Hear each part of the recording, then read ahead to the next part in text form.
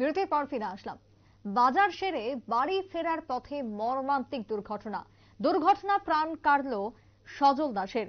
ঘটনার রীতিমতো চাঞ্চল্য ধলাইয়ের মনু এলাকায়। বাড়ি ফিরছিলেন বাজার করে এবং সাথে ছিল তার ছোট্ট ছেলে। গাড়ির ধাক্কাতেই মৃত্যু হয় বলে স্থানীয় সূত্রে খবর। গাড়ির ধাক্কাতেই মৃত্যু হয়েছে সজল দাসের। বয়স আনুমানিক 42 বছর। ধলাইয়ের মনু এলাকার ঘটনা। বাজার করে বাড়ি ফিরছিল, সঙ্গে সাথে ছিল ছেলে। বাইসাইকেলে করে বাড়ি ফেরার পথে দুর্ঘটনা সংঘটিত।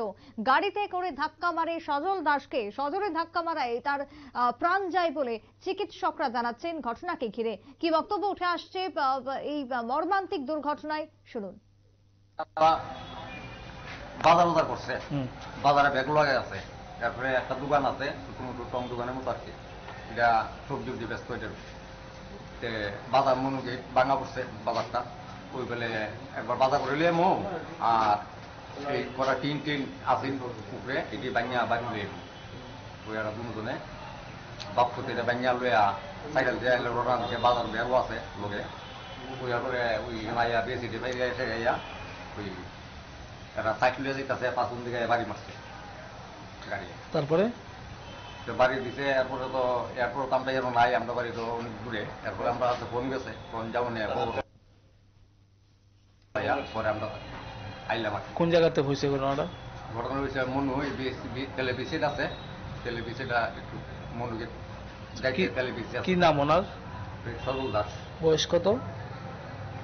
বয়স তো আগে যেন কত বুঝলাম 40-42 এরকম। কি করতো কাজ? তো সবজি ব্যস্ত, কোনো সময় আছে মুরুখ টুরুখ কিনতে ব্যস্ত এরকম।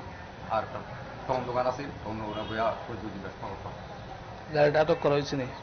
গাড়িটা আমরা শুনছি, খবর আমরা তো থানা দিছি না, শুনছি থানার একটা গাড়ি আছে বইয়া। আপনার কি হয়? আমার মেয়ের জামাই।